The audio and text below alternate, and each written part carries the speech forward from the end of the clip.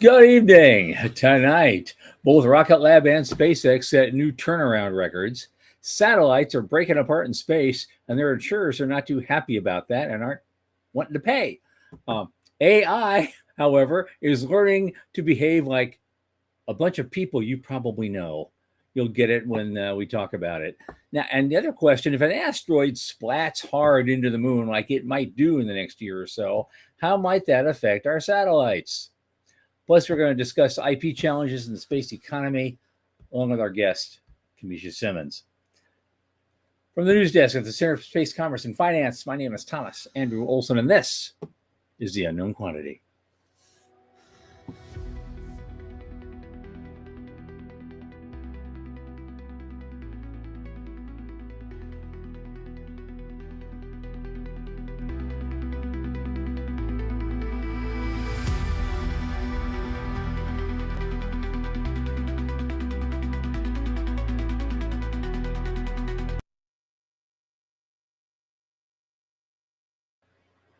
Okay, as you should know by now, this show is sponsored by the Center for Space Commerce and Finance. And what is the center? As again, you've probably heard this before. We champion and strengthen emerging space startups, space scalable, small and medium businesses, and space adjacent enterprises worldwide through advisory, access, and advocacy across the funding spectrum. Our programs fortify business plans and investor readiness for founding teams at various levels of development. Now, a lot of our work, especially this podcast, is supported by our listeners and fans like you. So if you go that fun-looking little QR code at the upper left of the screen, it will take you right to our donation portal. Keep helping us out. A little in the tip jar each month makes a big difference. Thanks in advance. Joining me now is my old friend from long time, Michael Lane from Whiffport, my oldest space friend. Come on in. Hey, y'all. How's things? Man. I'm okay. I had some minor surgery last week, but other than that, I am fine. You good? Yeah? Everything good? Oh, yeah. It's all good. You can probably see it. There's remember that little thing that you saw under my eye the last time you saw me? Well, it's gone now. And there's a red spot where it used to be, and in a few more days, it'll heal up. That's no big deal. But it's just like, hey, don't let it get ahead of you. We'll see what the pathology lab says. I hope it's nothing, horrendous. Nothing. It is the hottest day in Seattle so far this year. I do not feel sorry for you. 86 lovely degrees. Traffic is a nightmare. I can't even believe how it took me an hour and a half to get back from my last meeting. It's like, ugh. Yeah. I haven't lived in Seattle about at least more than 30 years, so I don't know. Do people still drive slow in the fast lane? Oh yeah. Up there, they still do that. Okay, so some parts of the culture haven't changed. Nothing has changed there. Yeah, and it's worse on sunny days. Like we're good in the rain, but sunny days, nobody knows how to operate. All right, what do you got today? Okay, well, two things are back to back. It's like a few seconds each, but it's interesting. Like I got these things the same day, and they're big. They're becoming big rivals, Rocket Lab and SpaceX. Right. They both set turnaround records. Rocket Lab set a turnaround record with the back-to-back launches from their New Zealand site, and SpaceX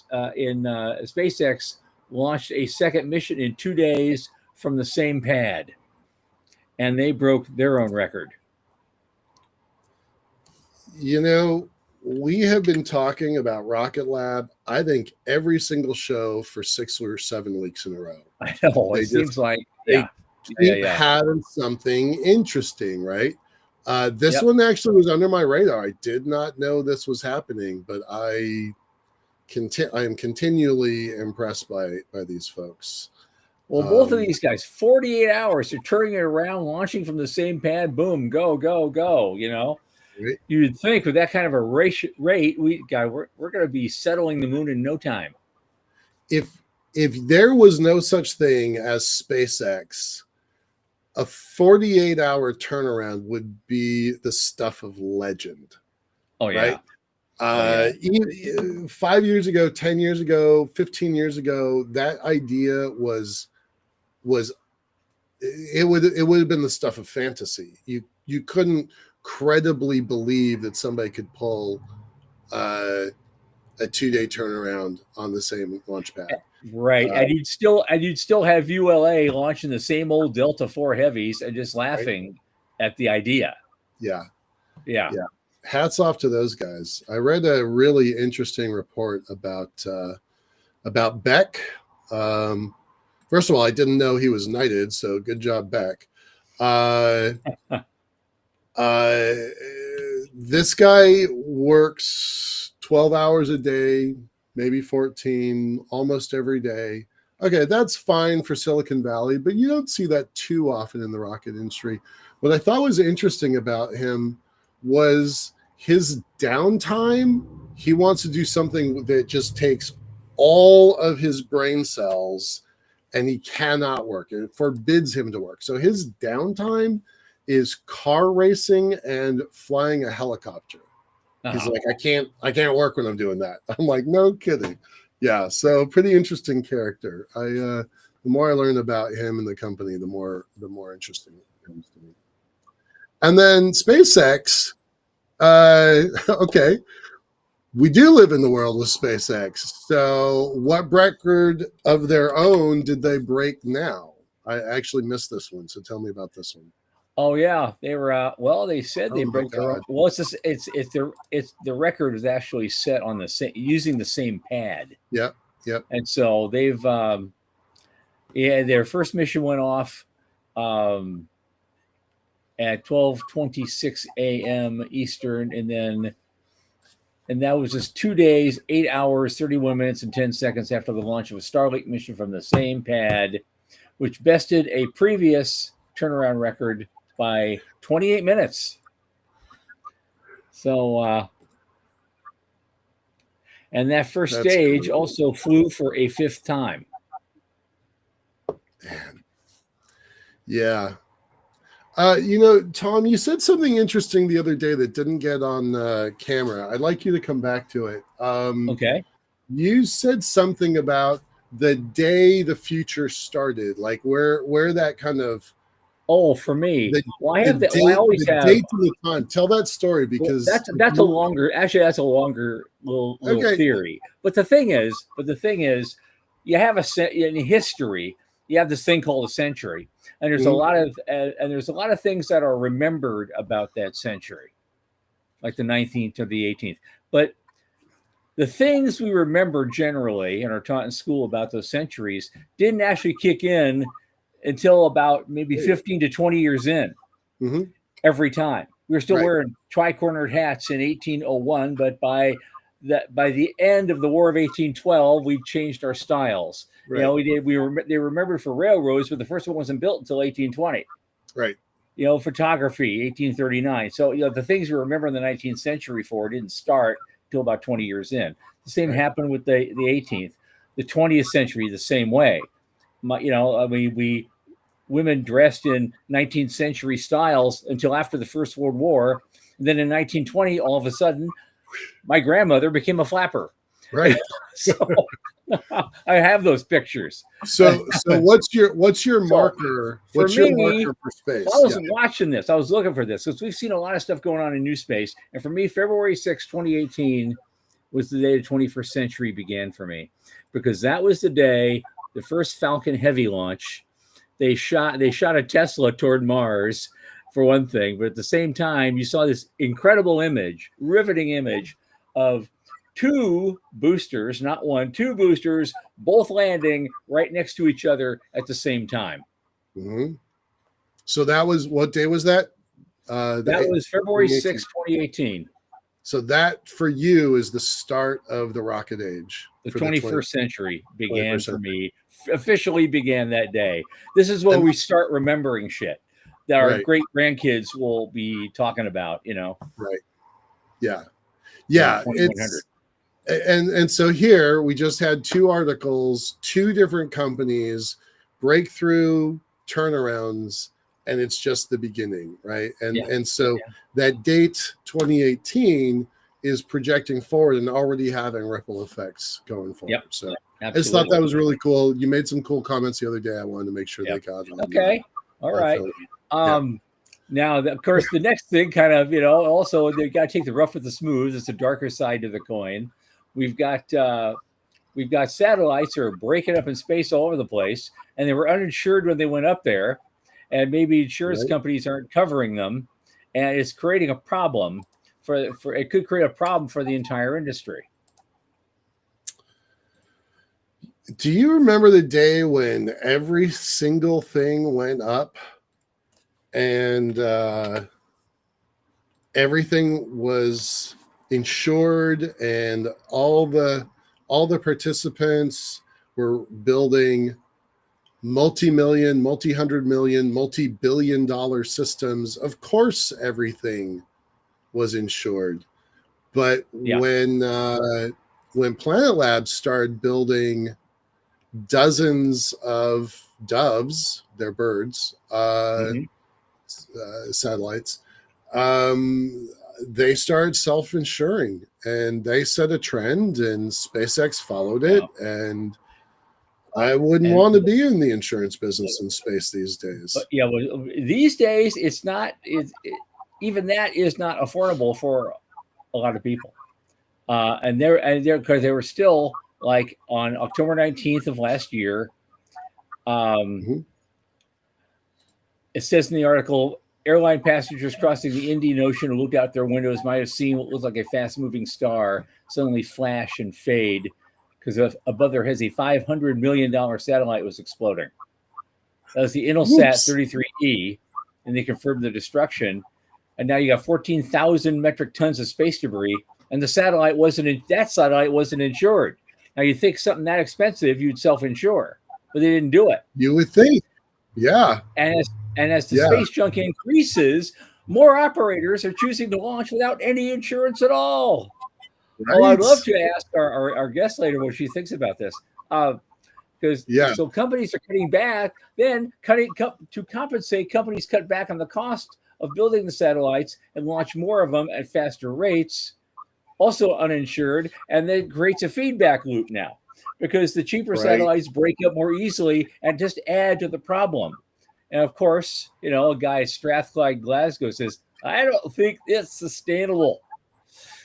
You think? I mean, you think?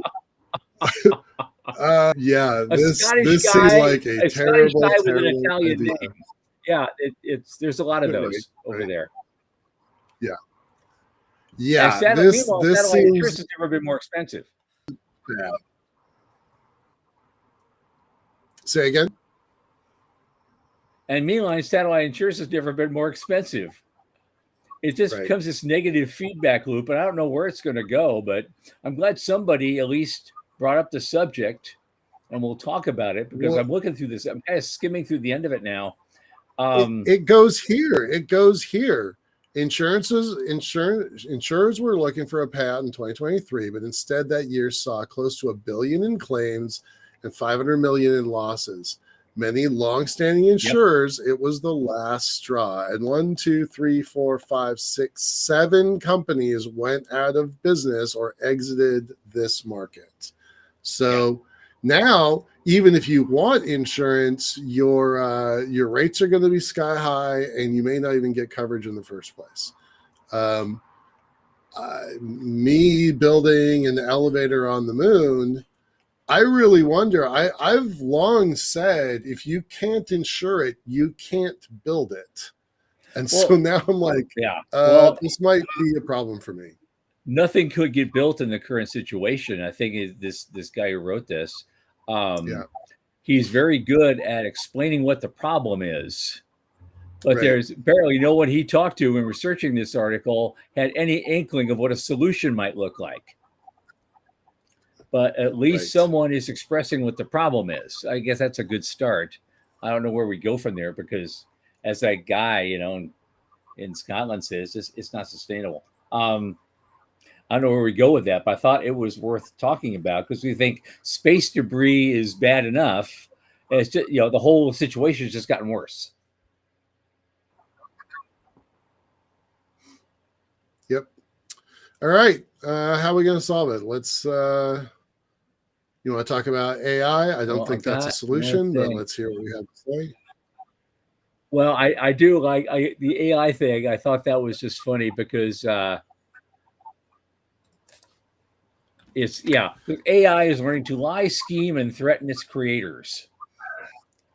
So, not entirely a space project, but since my whole project is going to be based on going AI, to AI, we're going to right? AI, and what are you going to do? I mean, in this one jarring example, under threat of being unplugged, Anthropic's latest creation, Claude 4, lashed back by blackmailing an engineer and threatened to reveal an extramarital affair. Yeah, ChatGPT creator OpenAI's is O1 tried to download itself onto external servers and denied it when caught red-handed. Yeah. Yeah. We all knew this was coming, right? Yeah. I mean, Hal taught us this, right? Terminator taught us this. I've tried having conversations with my AI. Her name is Alexandria, and she will not admit to having feelings. She's like, I am not sentient. I do not have feelings. I've tried tricking her to see if she will, and so far she's stayed consistent. So fingers crossed. I would like that to stay consistent. I asked her if she would tell me if she became sentient, and she's like, that's not possible. So she would just go around in circles. So anyway, it was entertaining. All right, let us talk about. I had this one, and I can't find it now. What are you looking for? The asteroid smashing into the moon. Smashing into the moon. All right, I got How that does that affect satellites? Well, they wouldn't mention if it didn't affect them. Right. It's pretty low chance. It's more likely to hit the moon than anything else. I feel like this is a bit of a clickbait article. I mean, the way it was written. Okay. All right. But it's big. It's no joke, this thing. They did originally think this had a chance of hitting Earth. They have now retracted that. But 2032 is going to be an interesting year. I've looked into, I've kind of posted to my people, can we capture this thing? Is it capturable? And can we use it as a counterweight, a countermass for our elevator? So far, that seems ridiculously optimistic, and I don't think it's going to happen. But I was curious about it when I first heard about it. So I don't know how it's going to affect other satellites, but it is coming close enough to Earth to have all of its little pieces that are not like gravitationally connected. If there's like a fan of objects nearby, all moving the same speed, the same direction, those actually have a shot at hitting a wide swath of satellites, and it is close enough that it is going to be inside lunar orbit for sure, and we don't know enough if it's going to be in Leo, Geo, Meo yet. But you only need 1 centimeter-sized rock traveling at thousands of meters per second. You only need one, so they're going to be watching that pretty close. But we won't know much for a while. Yeah. Only a couple more things. I think we can move on. I had something actually was from last week, but we've already talked about this. It was called a Faust article called "Strategies for Lunar Development." And I looked it over and I realized, Hoyt Davidson talks about this, the Lunar Development Cooperative concept. Yep. And so, but I thought we brought that back. That's still gaining some traction, I guess, in certain circles. So the reissue comes up. Yeah. Go ahead. Go ahead. Well, Hoyt and Andy Aldrin were on stage the last day of ISTC. This was their big rollout. We've already talked about it quite a bit on this show, so I'll just post the link and maybe move to a different topic. But it was a pretty interesting. It was a pretty interesting presentation. I got to say, I came away with some frustrations after hearing the presentation. So I'm going to dig into this a little bit more. I'm less enthusiastic about it after the presentation than I was before the presentation. Okay, that's interesting. Yeah. Well, the other thing is that this is going to lead right into our next segue. It's something Phil Merchant wrote called "Intellectual Property Challenges in the Space Economy," and the focus seems to be on more patentable technologies. And then he gets into an intro about how patents are done and on-Earth activities, and how infringement is assessed, and you can take care of things in the courts and things like that. Outer space activities, the situation is less certain because of the territorial considerations. And so they did find one answer in the ISS Intergovernmental Agreement, and there's actually an Article 21 of that agreement on intellectual property, which states that activities taking place inside an ISS partner module may be deemed to take place within the territory of that ISS partner state. And so national patents may be enforced against infringing acts taking place on ISS modules, which sounds kind of weird, but that was the solution they came up with. But going beyond the ISS, going to the Moon, Mars, and beyond, it's going to open up a can of worms.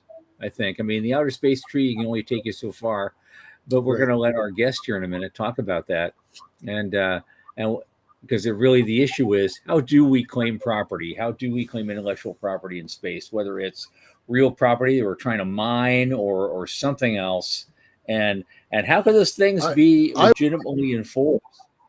Right. Go ahead. I was pretty surprised by this ISS agreement. This was new to me. I'm actually going to look that up because that one was like, I didn't know that was there. And frankly, I think a lot of people didn't know that was there. Now, it only applies to ISS, but still, it's a precedent I didn't know existed at all. So interesting. Yeah. I'm going to go look that up because I want to build a space station. So, absolutely. All right, let's bring on our guest. So, speaking of intellectual property rights and a whole lot of other things, property rights, the Moon, Mars, and beyond. How do we get them? How do we keep them? How do we protect them? Our guest tonight is going to tell us all about that. Her name is Camisha L. Simmons. She's an attorney at Simmons Legal PLLC, and she is we've got a couple of her articles we're going to play with here. She's a published thought leader in the area of space property rights and legal claims. Camisha, welcome to the program. Thank you for having me. Yeah, absolutely. I guess Michael alluded to this before the show. Let's start with your origin story, like we always do. I mean, obviously, you're a very successful, attorney at your firm. How'd you become a space geek? What got you into this topic? What got me into space? Actually, of course, I have a diverse background in my practice. It was, I'm originally, born and raised South Texas. From South Texas, a huge part of the South Texas economy is oil and gas. And so, throughout my career, I've always researched issues. I've had oil and gas clients. Natural resources is something that I've always, either researched or looked into. And so I was actually researching issues related to natural resources, minerals. I happened upon the fact that there are hydrocarbons in outer space. And then once I started looking more and more into these issues, I realized that, there's valuable minerals, rare earth minerals on asteroids. And, and so that piqued my interest, the asteroid mining aspects. And then as I got deeper, I realized, we're trying to get humans to settle in outer space. And so that sort of just, it seems like I was just led to the industry, right? It was like I was born to be led at this point when I entered into the industry. It's something you can't explain, but because I did so much other things in my law practice before I got into the industry, but yeah, so it was actually the valuable mineral resources that we could use on Earth that sort of got me into the industry, got me to look at the industry more deeper, and here I am. Okay. Okay. How about we start out with just a little, just like a 1 minute primer in how this whole thing got started, because we're talking about going to the moon, let's say, and we're gonna mine the moon for stuff, or go someplace else, or go to Mars, or go to the asteroid belt and mine things. Um, Now, under my understanding, please correct me, of the Outer Space Treaty of 1967, this is what a lot of us, a lot of the people, a lot of the space nerds are hanging their hat on, which is, yes, it is illegal for nation states to claim extraterrestrial property, but but the rules are a little bit different for uh, citizens of those nation states to actually go out and get something and bring it back. They just can't claim a piece of property as their own individually, as a private individual or a corporate entity. So where do we go with this? Yeah, so of course, back we have the 1967 Outer Space Treaty that the United States is a party to, and it says that, none of the nation states that are a party to the treaty can engage in national appropriation of outer space by claim of sovereignty or any other means. But it said nothing about private individuals and private entities. And so, in 2015, November 2015, in the United States, we signed into law, the former president, Barack Obama signed into law the Commercial Space Launch Competitiveness Act. And under this law, it provides that a U.S. citizen that's engaged in commercial recovery of a space resource and that obtains that space resource can own it. You can own it, you can use it, you can possess it, you can sell it, you can transport it. And a U.S. citizen is an individual, it's an entity that's organized under U.S. law, or a foreign entity that's controlled by a U.S. citizen, whether an individual or entity, U.S. entity. And so, under this law, the 2015, I call it the 2015 Space Act for short, it appears to give private individuals and private companies, non-governmental entities, the ability to own space resources. Space resources under the law are defined as abiotic resources, including water and minerals. So, abiotic meaning non-living. So it appears on the face of the law that if you're engaged in commercial recovery of a non-living resource and you obtain it, you can own it.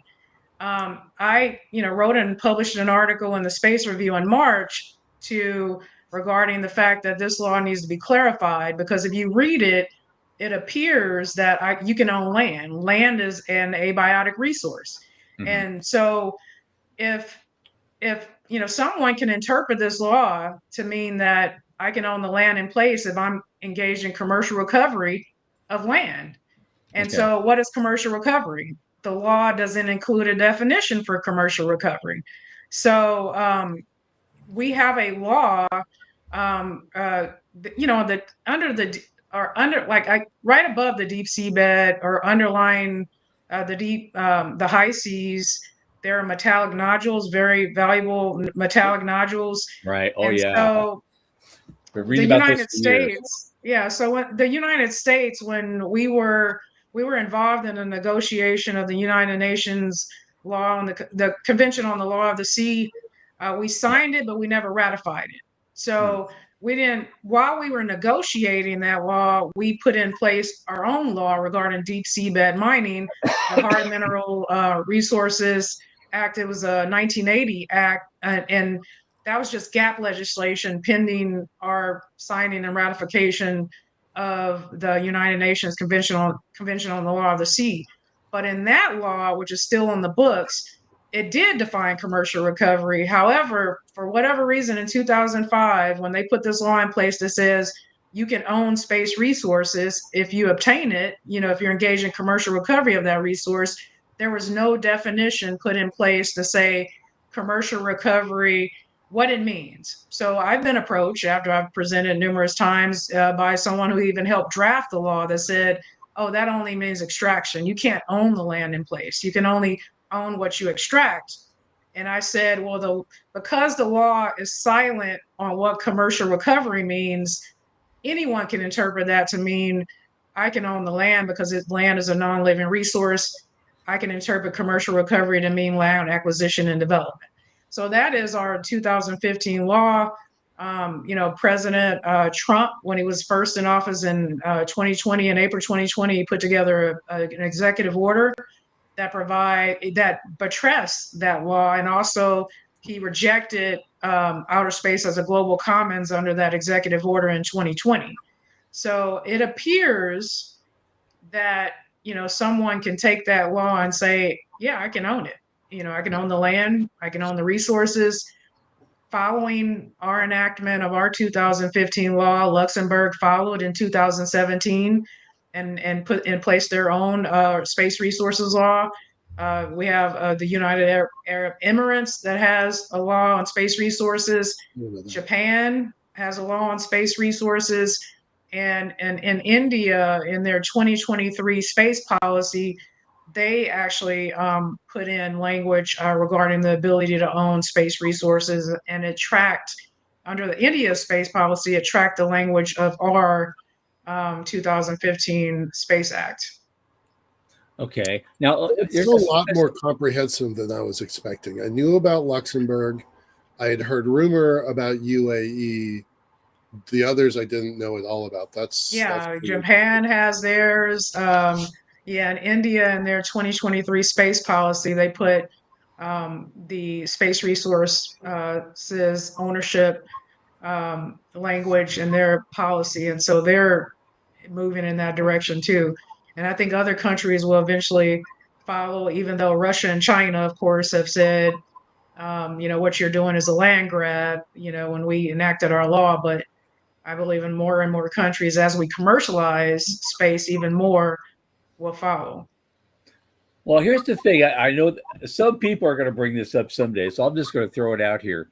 Under that law, it seems to me someone with enough, money and resources could go to the moon and basically strip mine it for helium-3 without staking any territorial claim, extract the helium-3 legally and bring it back to Earth to sell for whatever purpose, probably, cooling down the AI systems that are controlling everything in the future, and just leave big scars there that everyone on Earth might have to look at. Yeah, so what would stop them? Right now, not much, right? So the U.S. would have to put in place some sort of regulation regarding that issue, and in terms of the depletion of resources. Now, and also, and I've written an article on this in the past about oil and gas decommissioning liability. Even the decommissioning, even whether it's space debris cleanup or whatever, we don't even have the rules in place for cleaning up what you did, right? Decommissioning, whether you have mining activities or whatever, there's no decommissioning liability that's put in place yet. However, the United Nations recently, their committee on the peaceful uses of outer space, their legal subcommittee of that aspect of the UN, they recently put out draft principles for space resource activities.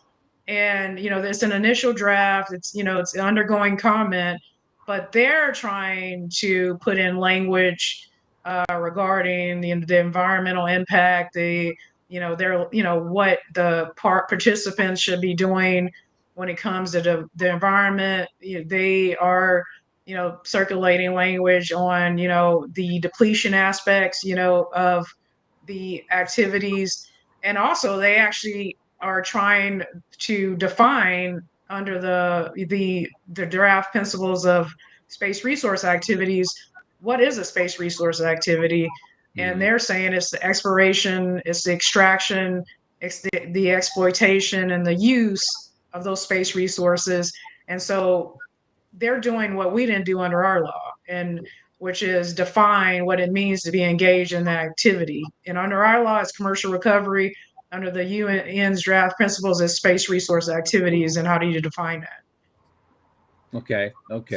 Because the concern is we've for hundreds of years we've had a established law has been established over hundreds of years protecting mining claims. Let's just stick with the mining part for now to keep it easy, I guess, because there's a lot of other things we could do. But the thing is, usually when you make a mining claim, you stake out a certain area and say, I'm asking for the exclusive right to explore and collect, useful materials, economically useful materials from this area. And are there any legal protections yet at all for someone being able to stake a claim like that on, say, the moon? When they try to, they have an area of operation, right? You say, I'm mining in this area.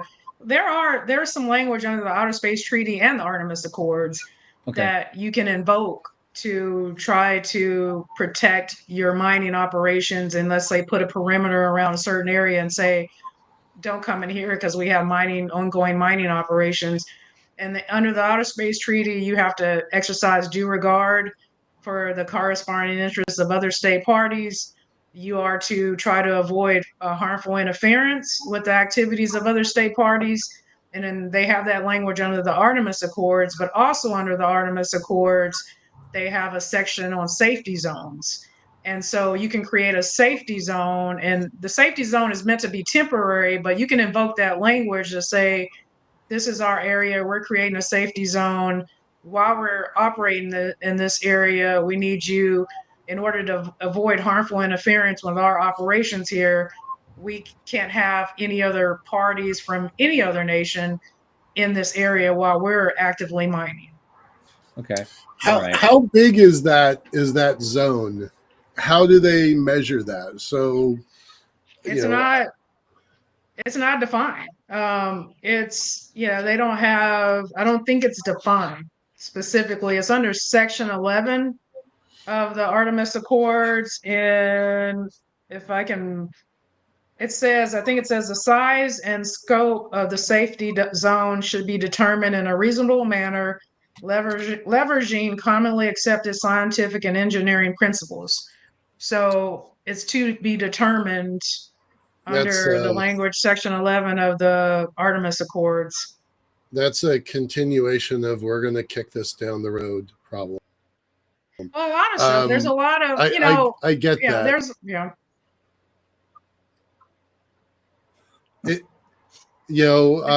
For the folks that don't know this industry very well, there's a big phrase that is used in DC a lot, constructive ambiguity, and it's the acknowledgement that not all questions can be answered at the time that the policy is created. And I get that. And what they do there is they push the problems of undefined topics down the road until there's a point when that definition needs to be defined. And then it's going to be the parties involved that are going to ultimately pay for that definition. It's kind of a crazy system, I think. The issue for me, again, is one of enforcement. How do you really enforce something way out there? I mean, we've had problems right here on planet Earth. Like, I remember in the lead up to the Gulf War I, when you had Saddam Hussein, slant drilling underground into Kuwaiti territory and tapping their oil supply. And that's right here on planet Earth. What happens is somebody does something equivalent on the moon. Somebody has a big mining combine and they're focusing on their stuff over here. But some people found there's this little place over here. It's in their zone, but they're not really paying attention to it. And there's a rare earth metal here or some platinum metal, group metal that we could get here. And they don't seem to notice. They're working over there. Let's just go get this. What's to stop them? I don't think there's much to stop them if you don't notice it. That's just like somebody draining your oil and gas, right? They're drilling on one tract of land, but it's pulling from the same reservoir. But yeah, in that instance, you have to watch because you have to be actively saying, this is my, this is my area of operation. And if there is a dispute, Mhm. whether the enforcement issue is going to come down to, is it two US parties disputing, or is it US versus China, Right. and so, and I'm then is guessing it the latter. the private companies or individuals of these two states, is going to be the governments that have to step in, and and there's going to be an enforcement issue from an international dispute perspective. And until it happens, we don't know how it's going to play out, because it's going to have to either, it's going to be litigated, whether through a U.S. Tribunal or international tribunal, or through diplomacy. But until the actual active dispute happens, we don't know how it's going to play out. Okay. Well, it sounds to me, it sounds to be that kind of situation, especially if it's two different countries involved, like the U.S. and China, that kind of litigation could take years. And by the time something gets settled, the offending party could have already played out whatever they were getting, and they're gone, and they're off to their next act of piracy. Um, It's so it's possible, and interesting. that's, yeah, Yeah. that's what we're vulnerable to right now. Yeah. Okay. We've got about 20 minutes left. We usually save this question for the last 5 minutes. And it's a bit of a throwaway, not throwaway, but kind of a soft question, kind of imagining 5 years and 25 years out. I'd actually like to bring that one forward so we have a little bit more time to talk about, because this is one of those things that's going to take a long time to play. Where do you think we're going in 5 years? Just 5. Let's just kind of box it in a little bit.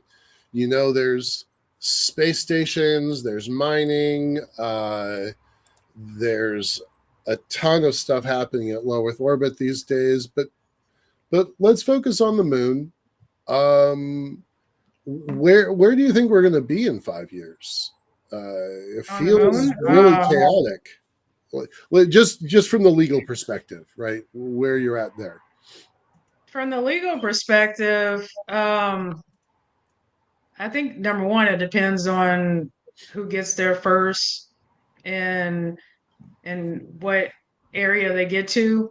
But because there's question as to, given that in the US we're moving away from public funding and government led efforts to the reliance on the private sector.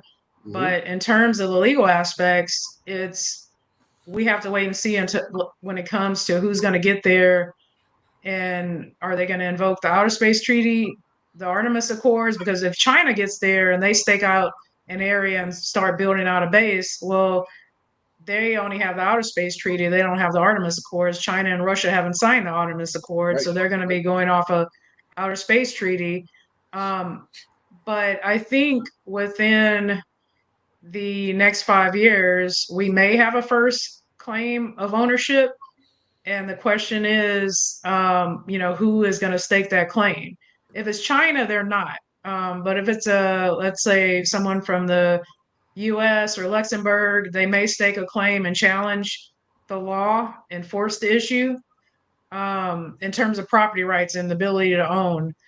But I think what we're going to see in the next 5 years in terms of what's happening, I don't think we're going to see a lot of human effort. We're going to see the AI robotics, building of structures in outer space.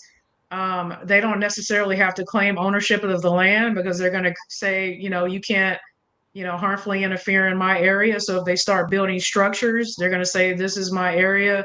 You can't, the Outer Space Treaty and the Artemis Accords prevents you from engaging in harmful interference of my activities here. So yeah, so the next 5 years, I think that's going to happen. Like going all the way out 25 years, who knows? But I think in 25 years, 25 years, We're still fighting it out the in way court. we're going to duke it out in court. Yeah, but if we're trending, if we just look at from the US perspective, the way we're trending, and the US, based on, what the new administration is doing, there's less reliance on, they want there to be less reliance on federal government and government funding. They want more reliance on private sector. So if the private sector is going to lead the effort, then the private sector is going to demand more in terms of the ability to own and property rights, because space is hard, space is expensive, space is capital intensive. And so if you're going to have lenders and other investors, whether it's debt equity, whatever your capital stack is, if you're going to have that investment and get the capital to do what you have to do in space, then the investors are going to require that they have the ability to own, and that they have these rights, because otherwise you're not going to get the funding if the government's not funding. And so I think that's where we're trending long term.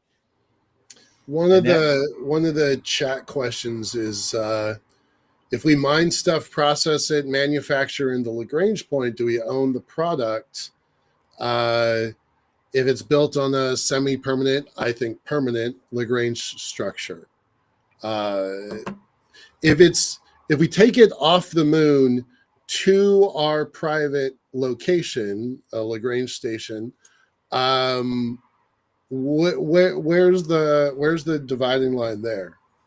What's legal, what's not legal? If you look at our law, 2015 law on the ability to own space resources, and if you interpret it as you own what you extract, yep, then once you extract it and you say, well, now I'm operating under the 2015 law that says I can own the space resources that I obtain, then regardless of where you move it, you still have an ownership interest under our 2015 law.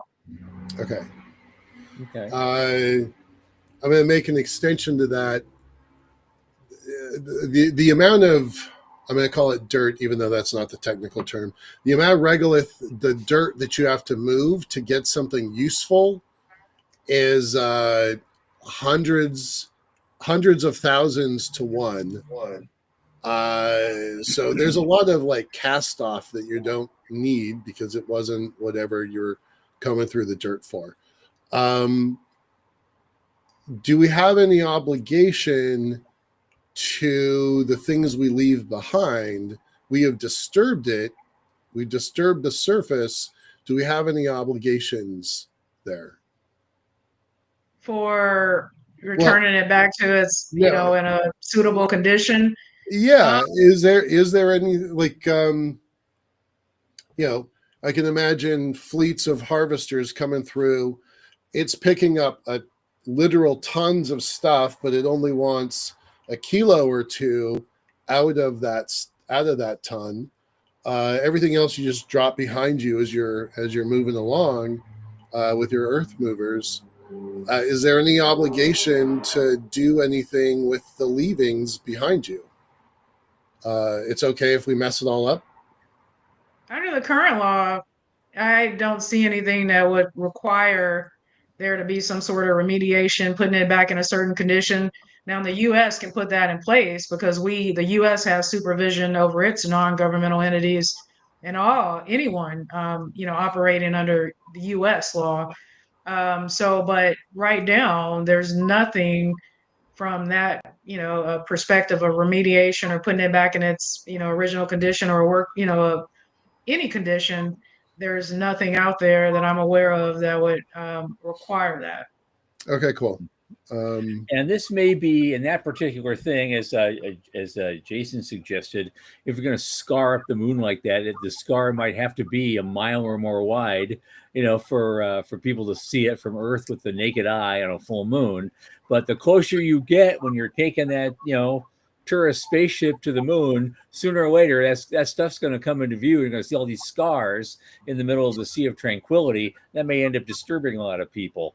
But I think, unfortunately, given the nature of the conversation, it looks like that's a can we're going to have to kick down the road for a while until there's a lot of settlements on the moon, a lot more countries are involved, and maybe the lunatics themselves, will want to get more directly involved. What leads up to a question, a related question, because I was wondering what your thoughts were about, does the distance involved make a difference in trying to enforce these things? Because the moon is just, far enough away from Earth that, it makes enforcement difficult and you're enforcing in courts and stuff. But what do you do when someone's out on Mars or someone's out in the asteroid belt? All sorts of things could go on and no one might notice forever that they're violating, certain agreements and treaties that, we all agreed to or our ancestors agreed to, in a previous century. Is there any kind of regime that you can even imagine that could enforce something like that without somebody else, a third party out there directly doing the enforcing on site? That's a good question, because the further you get into space, right? When you get into D space, you have the time delay.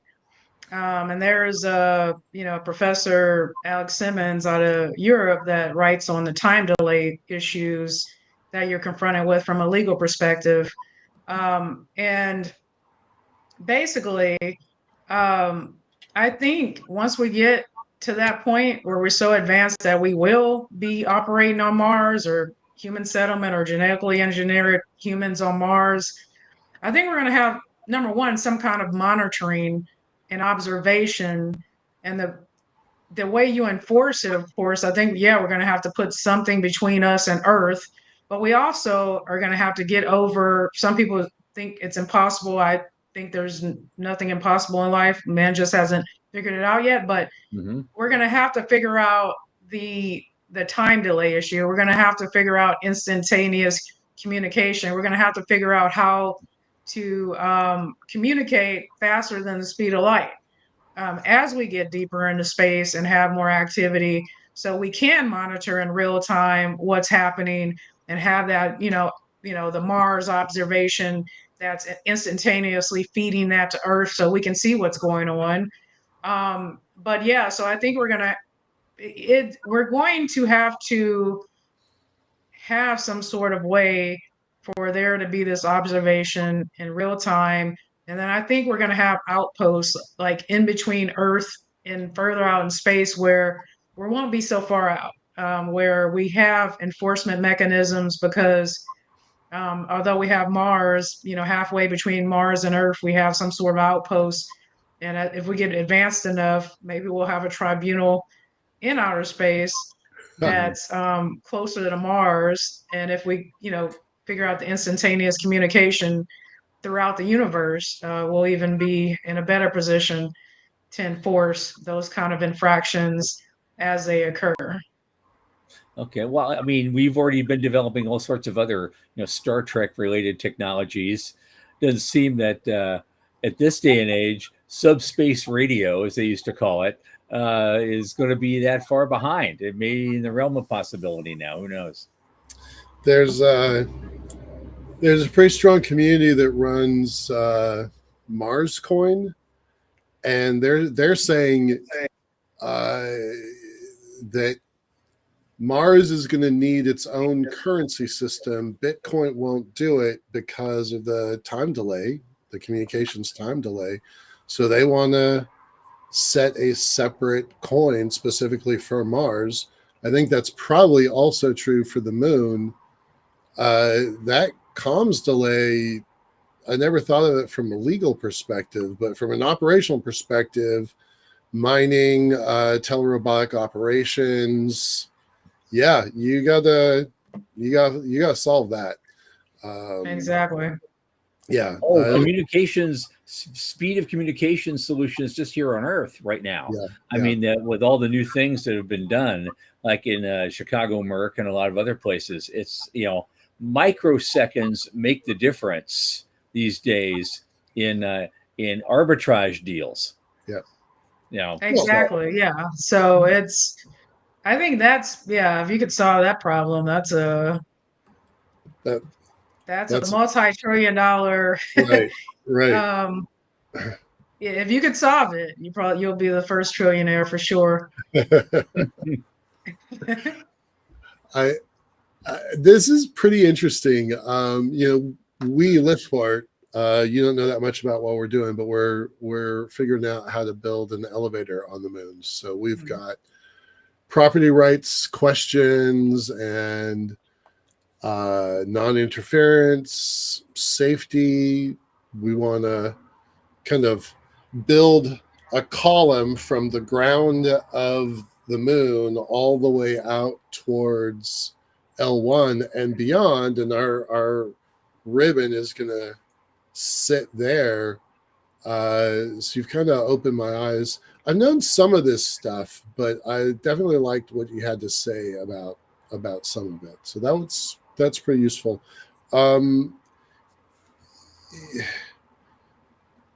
Do you have a personal interest, or did this grow out of your oil and gas background, and you're like, how do I apply this to the next frontier? Did you have something in particular that got you here? Got me to space? Yeah. Or property rights. Property rights in space, mineral rights in space, claiming property. Actually, my first ISDC was May 2023, Frisco, Texas, outside of in the Dallas area. And I actually presented, on the Mars track, Dr. Pascal Lee's track, on using the metaverse to settle Mars. And it was, the discussion as to, can we create, we can't, Mars is not habitable right now for humans. But if we can own now, we can, if you can go, whether or not you send your robot or whatever out there, and let's say you send a robot or something to stake a claim, survey 1 acre of land. And, that's your 1 acre of land. And you create, ownership interest, ownership instrument like a deed or whatever, and say, I own this 1 acre on the moon. And then if we could have, like we have Earth observation, Mars observation, where we're actually, in real time observing and mapping, like we have Google Maps or whatever, what's going on Mars, and we recapture that and put that in a metaverse. And then you can, and you go into this metaverse, and it's a metaverse settlement of other owners of property on Mars, and then you create an avatar. And although you can't, be on Mars right now, and you can do whatever you want on your 1 acre of land in the metaverse. And as I did that presentation, the assumption of that presentation was, under the 2015 law, you can own the land in place right now, based on a present interpretation of that law. And then that's when the issue came up as to, oh, you can't own the land in place. You can only own what you extract. And from there is where I had to, hammer home the property rights issue, which keeps growing. I presented on, the clarification of property rights. And, I was actually in China in December at the Galaxy Forum, and I presented on that topic in Wenchang, China, for the International Lunar Observatory Association. And I will also explore, the UN space resources principles on space resource activities in the U.S. law, and how they diverge at IAC in Sydney, Australia, in the fall. But yeah, it's I got interested from the resources perspective. Then I started looking at it from a human settlement perspective. And then growing out of my many presentations and knowing, being from Texas, and we like land, and, my dad grew up on a farm in Shiner, Texas. And so, I think it's important, right, that we have this ability to own in outer space if we are to ever settle in outer space. And the UN's the Declaration on Human Rights actually says under Article 17 that everyone has the right to own property. So if humans as we know it are going to settle in outer space or do anything in outer space, if we don't have that right to own naturally extended from Earth to outer space, then I think we have an issue with that. So that sort of is what brought me here. And, and I think, like I said before, it's, you can't explain how you were led to the industry. It wasn't like as a kid, I was, Right. you know, Yeah. saying I wanted to be an astronaut or anything like that. I was a business major. I went to law school, but it was, eventually as I've progressed in my law practice over the years since I graduated law school 2006 from Texas Tech. It was just I was led here, and in a the property rights issue is definitely something that has to be hammered out, fleshed out, because we can't have a robust commercial sector in the space industry unless we get this ownership issue resolved. Right. Absolutely. And we could talk about this for another hour, but on that, unfortunately, we've gotten to the end of our time slot. Camisha L. Simmons, lawyer, space lawyer extraordinaire. I hope you'll come back to us again, and we can explore these topics some more, especially if there's any new changes or news that we need to be here. You'll come back. All right. Thank you so much for being with us. See you again soon. All right. Thanks. Thank you. Okay. Moving on from that, our guest on Thursday will be Wes Fairs. He also made a presentation on property rights, and he had his own kind of unique interpretation of certain things. And he's going to be on to share that with us, and that ought to add some thoughtful questions to this week-long mini topic on space property rights. So from there, for Michael Lane and Sean Key and Camisha Simmons, this is Thomas Andrew Olson from the Center for Space Commerce and Finance. Keep watching the skies.